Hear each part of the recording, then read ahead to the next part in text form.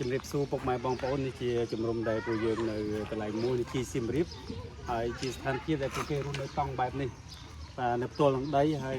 យើងដឹងថាឥឡូវយើងឈរនៅ32 ដឺក្រេហើយពិបាកមែនទែនការដែលរស់នៅហើយចឹង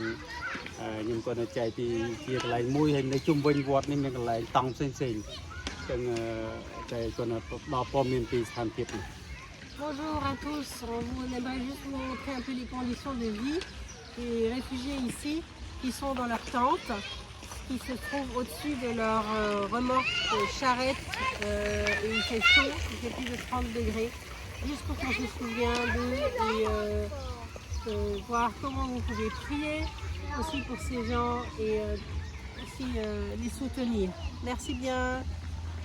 Boa tarde, nós estamos aqui nesse pequeno campo de refugiados com 300 famílias. A condição de vida é bem difícil e também eles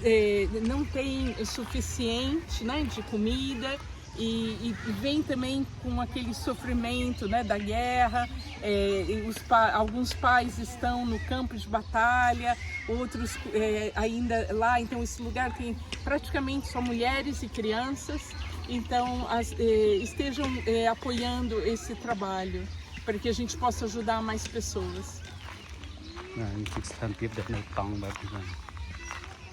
ផ្ទាល់ដីឲ្យ32 ដឺក្រេក្តៅណាស់បងប្អូនអើយតែនៅបែបនេះមិនជាស្រួលទេពិបាកណាស់វេទនា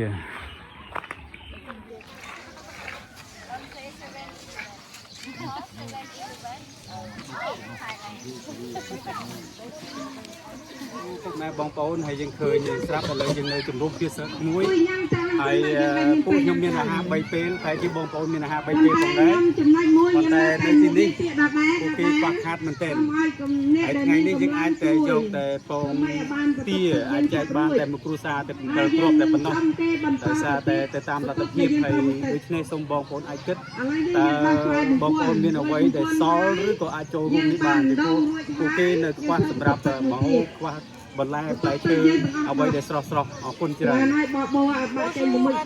Nous sommes dans un des camps de réfugiés aujourd'hui. On vient partager des œufs de canard. On a pu rassembler tout ça, 2500 grâce à vos dons. Merci. Et si vous voulez contribuer, participer, souvenez-vous de ces femmes, de ces enfants qui sont dans ce camp. Merci bien.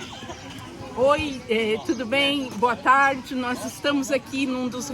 campos de refugiados, onde as pessoas vieram simplesmente para receber o que a gente tinha, 8 ovos. E se você puder contribuir para que a gente possa ajudar mais, seria uma grande bênção. As pessoas estão bem necessitadas. Que Deus abençoe. បាទថ្ងៃនេះខ្ញុំបានរកពងទា2500គ្រាប់ហើយអាចមានលទ្ធភាពចែកមក300គ្រួសារហើយតិចតួចមែនទែនហើយតាមនេះហើយយើងឃើញមនុស្សច្រើនណាស់ហើយអញ្ចឹងមួយគ្រួសារអាចទទួលបានតែ8គ្រាប់តែប៉ុណ្ណោះតាមគ្រួសារនីមួយៗបាទសូមបងប្អូនជួយគ្រប់គ្រងផងដែរបើសិនជាមានលទ្ធភាពទោះបីជាពងមាន់ពងទាបន្លែស្រស់ឬក៏ត្រីសាច់យើងនឹងទទួលដើម្បីជួយពួកគាត់ពីព្រោះពួកគេនៅកន្លែងមួយដែលឆ្ងាយចេញពីក្រុងហើយគឺគេអត់មានលទ្ធភាពក្នុងការរកបន្លែសាច់ដែលអាចចិញ្ចឹមបានពីព្រោះញ៉ាំម្ហូបក្រៀមឬអីធ្វើឲ្យពួកគេពិបាកនឹងអស់កម្លាំងផងដែរអញ្ចឹងសូមអរគុណដែលសម្រាប់ការចូលរួមអំពីនេះបាទគេបានត្រឡប់ទៅតាមតង់របស់គេនីមួយៗវិញទទួលបានពងទាតែមួយគ្រួសារតែ8គ្រាប់ទេ